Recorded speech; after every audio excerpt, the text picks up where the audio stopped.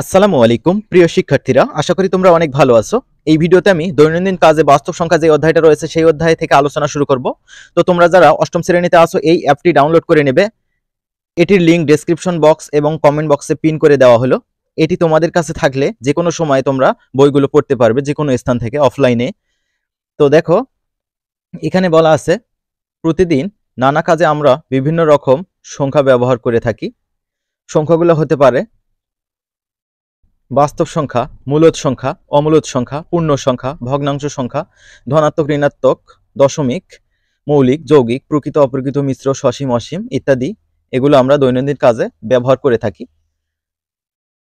তো এখানে একটা সংজ্ঞা দিতে বলছে। দেখো, বাস্তব জীবনে ব্যবহৃত এই সকল সংখ্যাকে আমরা বাস্তব সংখ্যা বা রিয়েল নাম্বার বলি। তো বাস্তব সংখ্যার সংজ্ঞাটা কি সেটা আমরা দেখে নেব। সকল মূলদ সংখ্যা এবং অমূলদ সংখ্যাকে বাস্তব সংখ্যা বলা হয়। যেমন নিচের সংখ্যাগুলো বাস্তব সংখ্যা। তো এখানে উদাহরণগুলো দেখলেই তোমরা বুঝতে পারবে। তো এখন আমরা ভাগাভাগির খেলাটা নিয়ে আলোচনা করব। এখানে কি বলা হয়েছে দেখো, সংখ্যার ভাগ আমাদের দৈনন্দিন কাজের সঙ্গে ওতপ্রোতভাবে জড়িত। যেমন 6টি রুটি দুজনের ভাগ করে খাওয়া, 100 টাকা 5 জনে ভাগ করে নেওয়া, 2 বিঘা জমি 3 ভাই বোনের মধ্যে ভাগ করা ইত্যাদি। এসব ভাগের ক্ষেত্রে আমরা কখনোই সহজেই করতে পারি, আবার কখনো বেশ সমস্যায় পড়তে হয়। একটি অভিজ্ঞতার মাধ্যমে আমরা বিষয়টি বোঝার চেষ্টা করব। মনে করো তোমরা বন্ধুরা মিলে টিফিনের সময় দোকান থেকে খাবার কিনে একসঙ্গে খাও এবং সমানভাবে বিল পরিশোধ করো। বিভিন্ন দিনে বন্ধুদের সংখ্যা এবং খাবারের খরচ নিচে দেওয়া হলো। তো এখানে একটা ছক আছে, ছক 2.1, এটা পূরণ করতে হবে। তো এখানে দেখো দেওয়া আছে বন্ধুদের সংখ্যা, খাবারের খরচ সংখ্যা। তো খাবারের খরচ সংখ্যা যদি 20 টাকা হয় আর বন্ধু যদি 2 জন হয়, তাহলে যদি প্রতিজনের মধ্যে খরচ পড়বে কত? নিশ্চয় 10 টাকা 10 টাকা করে খরচ পড়বে 2 জনের মধ্যে। তাহলে খাবারের খরচের সংখ্যাকে যদি আমরা বন্ধুর সংখ্যা দিয়ে প্রত্যেকবার ভাগ করি, তাহলে প্রতিজনের খরচ বের হয়ে যায়। তো দেখো 20কে যদি আমরা 2 দিয়ে ভাগ দেই, তাহলেই আমরা পাবো প্রতিজনের খরচ, এটা ভগ্নাংশে। তো তারপর এখানে দেওয়া আছে প্রতিজনের খরচ দশমিকে, অর্থাৎ দশমিক যদি আসে ভাগ করার ফলে সেটা সহ লিখতে বলছে। তো 2 দিয়ে 20কে ভাগ করলে 10 হয়। তো এখানে দশমিক কোনো সংখ্যা পাওয়া যাচ্ছে না।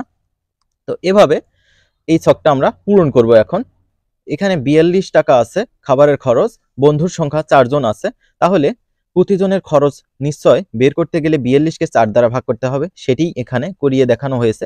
তো 42কে 4 দ্বারা ভাগ করলে হবে 10.5। একইভাবে খাবারের খরচ 41 টাকা ছিল 4 জন বন্ধু, তাহলে প্রত্যেকজনের মধ্যে ভাগে পড়বে 41 ভাগ 4। এটা দশমিকে করলে হবে 10.25। তারপর 54 টাকা খাবারের বিল, 5 জন বন্ধু আছে, প্রত্যেকজনের মাঝে পড়বে 54 ভাগ 5 টাকা। তো এটা 54কে 5 দ্বারা যদি ভাগ করা যায়, এটা আসবে হচ্ছে 10.80, অর্থাৎ 10 টাকা 80 পয়সা। আবার 32 টাকা খরচ হয়েছিল, 3 জনের মাঝে যদি ভাগ করে দেওয়া যায়, তাহলে এরকম আসে 10.666 ডট ডট ডট এরকম আসতেই থাকে। তারপর 42কে আবার 3 দ্বারা ভাগ করা হয়েছে, 14 আসে। তারপর 55কে 6 দ্বারা ভাগ করা হয়েছে, আসে হচ্ছে 9.1666।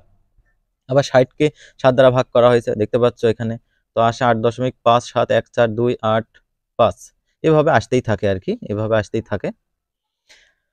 তারপর কি বলা হয়েছে একটু দেখে নেওয়া যাক। তারপরে বলছে উপরের ছকটি পূরণ করতে গিয়ে তোমরা কি পর্যবেক্ষণ করলে তা নিচে লিখে রাখো। তো আমরা কি কি দেখতে পেলাম সেটির একটু পর্যবেক্ষণটা লিখে নেই। তো প্রথমে আমরা দেখেছি দশমিক ভগ্নাংশে পূর্ণ সংখ্যা এসেছে। তো দেখো দশমিক ভগ্নাংশের যে কলামটা ছিল এখানে পূর্ণ সংখ্যা হিসেবে 10 আছে এবং হচ্ছে 14 আছে। তো তোমরা বুঝে গেছো হয়তো। তারপর দেখো 2 নম্বরটা, দশমিক ভগ্নাংশে দশমিক চিহ্নের পর কোনো ভগ্নাংশ অঙ্ক শেষ হয়েছে, আবার কোনোটিতে শেষ হয়নি। তো দেখো দশমিক ভগ্নাংশের যে কলামটা ছিল অঙ্ক সংখ্যা এখানে শেষ হয়ে গেছে, অর্থাৎ 2টি আছে। দেখো এগুলোতে 2টি 2টি করে একটি আছে, দশমিকের পর অঙ্কগুলো শেষ হয়ে গেছে। কিন্তু এখানে দেখো 6 এর পর 6 আসতেই আছে আসতেই আছে, আবার এখানে 1 6 6 6 এরকম আসতেই আছে। তাহলে এটাও একটা বৈশিষ্ট্য দেখতে পেলাম। তারপর আমরা কি দেখতে পারি, 3 নম্বরে দেখো দশমিক ভগ্নাংশের দশমিক চিহ্নের পর কোন ভগ্নাংশের অঙ্কগুলো পুনরাবৃত্তি ঘটছে, কোনোটিতে ঘটেনি, সেটা আমরা দেখে নেব। তো দেখো এই যে দশমিক ভগ্নাংশের পর এই যে এই তো 10.666 এগুলো কিন্তু পুনরাবৃত্তি হচ্ছে, 6 সেম জিনিস বারবার আসতেছে। আবার দেখো এখানে 1 6 6 6 6 এগুলো সেম জিনিস আসছে, কিন্তু এখানে দেখো 8.5 7 এগুলো কিন্তু পুনরাবৃত্তি হয়নি, আলাদা আলাদা প্রত্যেকবার মান আসছে। তাহলে আমরা দেখে নিলাম জিনিসটাই। এখন আমরা দেখব সসীম এবং অসীম দশমিক সংখ্যা। ভাগাভাগির খেলাতে তোমরা হয়তো লক্ষ্য করেছো, ভগ্নাংশ থেকে দশমিকে রূপান্তর করার সময় কখনো পূর্ণ সংখ্যা হয়েছে, কখনো দশমিক বিন্দুর পর অঙ্ক শেষ হয়েছে, আবার কোনো কোনো ক্ষেত্রে দশমিক বিন্দুর পর অঙ্ক শেষই হচ্ছে না। যেসব সংখ্যায় দশমিক বিন্দুর পর অঙ্ক শেষ হয়ে যায় তাকে সসীম দশমিক সংখ্যা বলে। যেসব সংখ্যায় দশমিক বিন্দুর পর অঙ্ক সংখ্যা শেষ হয় না তাকে অসীম দশমিক সংখ্যা বলে। কোনো অসীম দশমিক সংখ্যার দশমিক প্রকাশের দশমিকের পর এক বা একাধিক অঙ্কের পুনরাবৃত্তি হলে তাকে আবৃত্ত বা পৌনঃপুনিক দশমিক ভগ্নাংশ বলে। যেমন 1.666 এরকম করে আসতেইছে, তাহলে এটা অসীম দশমিক সংখ্যা, তাই না? তো এটাকে পৌনঃপুনিক দশমিক সংখ্যাও বলে বা আবৃত্ত দশমিক ভগ্নাংশ বলে। কারণ এই তো 1.666 ডট ডট ডট এভাবে লেখার বদলে আমরা এটাকে এভাবেও লিখতে পারি, 1.6 উপরে একটা ফোঁটা দিতে পারি 6-এর উপরে, এটা পৌনঃপুনিক চিহ্ন। এই পৌনঃপুনিক চিহ্ন দ্বারা বোঝায় হচ্ছে 6 প্রত্যেকবার রিপিট হচ্ছে ডান দিকে। ওকে, তাহলে দেখো এই পুনরাবৃত্তি হচ্ছে, সেটার জন্য এই চিহ্ন দেওয়া যেতে পারে, বার চিহ্ন, বা এই তো ফোঁটা আছে অর্থাৎ ডট আছে, এটা দ্বারাও প্রকাশ করা হয়। আমি যেমনটা দেখালাম তোমরা এইভাবে দিতে পারো, 1.6 এখানে উপরে বার দিতে পারো। তাহলে এখানে কিছু উদাহরণ দেওয়া আছে, এটা দেখা যাক। এখানে দেখা যাচ্ছে 33.3333 ডট ডট এভাবে, অর্থাৎ দশমিকের আগের মানটা ঠিক রেখে আমরা এই যে 3 বারবার পুনরাবৃত্তি হচ্ছে, তো 3-এর উপরে একটা পৌনঃপুনিক দিতে পারি অথবা এই বার দিতে পারি, দিলেই আমরা বুঝবো যে এটা 3 অসীম পর্যন্ত আছে। তারপর দেখো 1.2727 অর্থাৎ 27 বারবার পুনরাবৃত্তি হচ্ছে, তাই না? তাহলে আমরা এই 27কে এভাবে লিখতে পারি, এভাবে ডট ডট ডট আরো আছে, এই যে 1.27 এটাকে আমরা এভাবে লিখে দিতে পারি, অথবা 1.27 পুরোটার উপরে বার ওঠায় দিতে পারি, তার মানে 27 বারবার রিপিট হচ্ছে। তারপর এখানে দেওয়া আছে 0.345345, এখানে এই যে দেখো 345 এভাবে বারবার পুনরাবৃত্তি হচ্ছে, এখানে ডট ডট দেওয়ার মানে সেটাই বোঝাচ্ছে।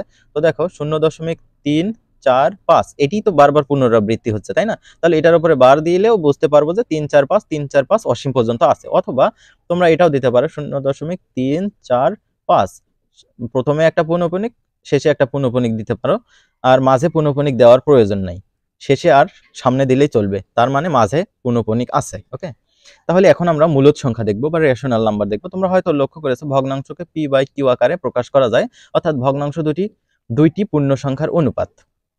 যে সকল সংখ্যাকে ভগ্নাংশ আকারে প্রকাশ করা যায় শুধু তাদেরকেই আমরা মূলদ সংখ্যা বলি। ভগ্নাংশে লব ও হর থাকে, এখানে পি লব, এটা হচ্ছে লব, আর হচ্ছে কিউ এটা হচ্ছে হর। হরে শূন্য হতে পারে না, কারণ হরে শূন্য যদি হয় তাহলে শূন্য দিয়ে ভাগ করতে হয়, আর সেক্ষেত্রে তোমরা সংখ্যারেখায় ভাগের ধারণা ব্যবহার করে দেখতে পারো সেই অনুপাতের মান অসংজ্ঞায়িত হয়ে থাকে, অর্থাৎ 1/0 এটির মান হচ্ছে ইনফিনিটি। ঠিক আছে, অর্থাৎ শূন্য দিয়ে কোনো কিছুকে ভাগ করা যায় না, ভাগ করলে সেটা অসংজ্ঞায়িত হয়।